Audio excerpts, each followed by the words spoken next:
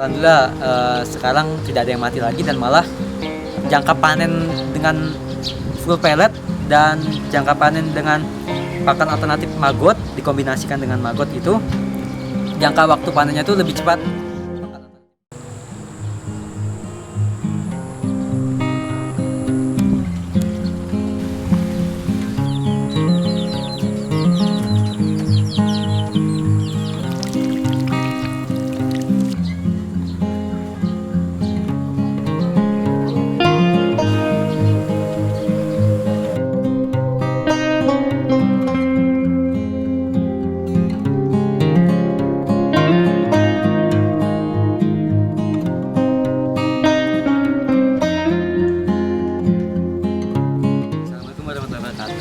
Diperkenalkan, nama saya Muhammad Hazim Aroyan. Saya di sini sebagai pengurus budidaya lele lebih tepatnya. Ya, di sini kita bakal melihat apa aja yang kita kelola.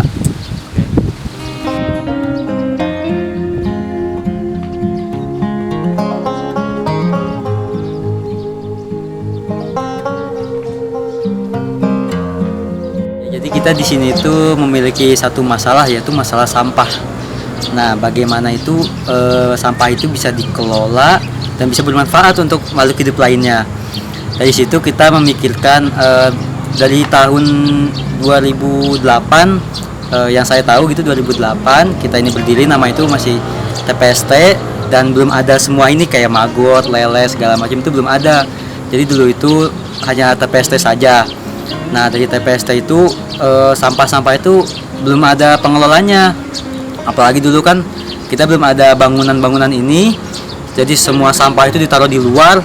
Dulu tempat lele ini adalah sampah, tumpukan sampah seperti gunung-gunung itu ya, sampah-sampah yang kita angkut dari masyarakat sekitar. Dari situ kita kelola bagaimana sampahnya ini kita bersih, nggak kalau ada orang-orang yang berkunjung ke sini tuh nggak ditaruh begitu aja. Jadi kita membangun sebuah tempat yang untuk pemilahan sampahnya. Dari situ tempat sampah dulu lele ini belum ada masih kosong, tanah-tanah kosong. Nah, mulai lele itu dari proyek saya. Jadi lele ini adalah suatu proyek saya sekolah. Jadi saya bersekolah di sekolah bisnis dan itu mengerjakan tentang bisnis. Dan saya mencoba untuk percobaan bikin 2 kolam dulu. Nah, 2 kolam itu saya pokoknya saya ngurus lah gitu kolamnya.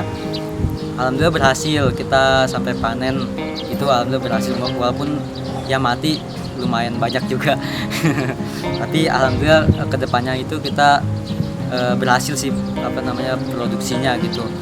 Nah, dari situ saya memikirkan lahan TPST itu kan kosong, apa boleh saya merealisasikan proyek saya ini di lahan kosong itu ya. Nah, kebetulan pengelola TPST ini adalah ibu saya sendiri. Saya coba konsultasi ke ibu saya bagaimana kalau lahan TPST ini bisa digunakan untuk proyek saya, yaitu budidaya lele. Alhamdulillah ibu mendukung dan ibu coba konsultasikan lagi dengan dinas, karena kan ini dinas ya, maksudnya punya dinas gitu. Nah, konsultasi dan alhamdulillah dinas juga kebetulan ada program juga tentang budidaya lele, jadi kita didukung. Alhamdulillah waktu itu kita membangun untuk pertama itu 10 kolam saja, dan disitu kita benihnya itu tidak beli tetapi kita mijah sendiri.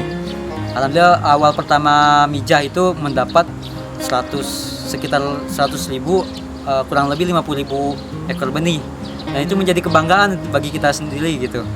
Alhamdulillah seiring berjalan waktu itu bisa kita panen sampai akhir gitu, dan masyarakat sekitar sini pada tertarik juga untuk ikut serta dalam mengurus TPST dan budidaya lele ini.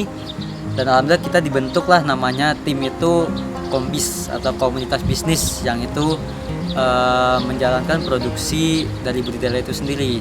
Nah, nggak sampai situ aja, karena kita saat itu belum tahu namanya maggot.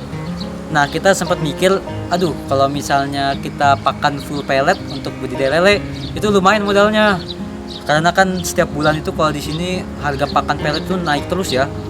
Jadi kita di sini tekor juga gitu, lumayan modal segitu, tapi ibarat benih kolam lele kita belum banyak lah gitu. Nah dari situ kita searching lagi apa pakan alternatif yang baik untuk budidaya lele. Di situ kita searching bareng-bareng dan ketemulah budidaya maggot. Awalnya kita kurang begitu tertarik ya budidaya maggot, tetapi di situ ibu mengikuti pelatihan budidaya maggot, kalau nggak salah berapa hari, 3 hari gitu ya, ikut pelatihan budidaya maggot. Lalu kita coba di sini realisasikan maggotnya itu sendiri. Awal waktu itu kita menggunakan biopon yang ada di sana. Jadi sebelum jadi kandang lalat itu semua biopon atau media maggotnya. Sebelum diisi maggot itu pernah kita isi cacing tanah, tapi sekarang kita ganti cacing tanahnya itu dengan mencoba maggot. Nah alhamdulillah kita percobaan budidaya maggot, ibu berhasil tuh alhamdulillah, lalu membuat kandangnya. Nah awal itu kita ibarat mencoba untuk pakan alternatif buat lele kan ya, jadi masih hidup maggotnya kita kasih ke lele gitu. Alhamdulillah lelenya nafsu gitu kan. Nah sekitar sebulanan itu kok kita lihat lelenya banyak yang mati gitu ya, padahal pakan kan kita bagus gitu manajemennya. Dan di situ kita ketahuan lah masalahnya, yaitu masalahnya dengan maggotnya masih hidup. Jadi ikan lele itu kan bisa dibilang dia nggak punya gigi ya, jadi kalau misalnya dia makan itu langsung mencerna. Nah karena mencerna itu lama. Nah dari situ pas kita belek iseng gitu ya, belek perut lelenya, dan ternyata maggotnya itu di dalam masih hidup, dan itu dia makanin dalaman lelenya itu yang bikin lele banyak yang mati. Nah dari situ kita pikir-pikir lagi, wah kalau misalnya ini gimana caranya nih. Nah kebetulan juga ada freezer di situ, kita coba bekuin, dan alhamdulillah pada saat bekuin udah beku, kita keringin maggotnya sudah ibarat mati gitu ya, kita cuci biar sampahnya itu nggak kebawa, lalu kita kasih ke lele lagi. Alhamdulillah sekarang tidak ada yang mati lagi, dan malah jangka panen dengan full pellet dan jangka panen dengan pakan alternatif maggot dikombinasikan dengan maggot itu, jangka waktu panennya itu lebih cepat pakan alternatif maggot.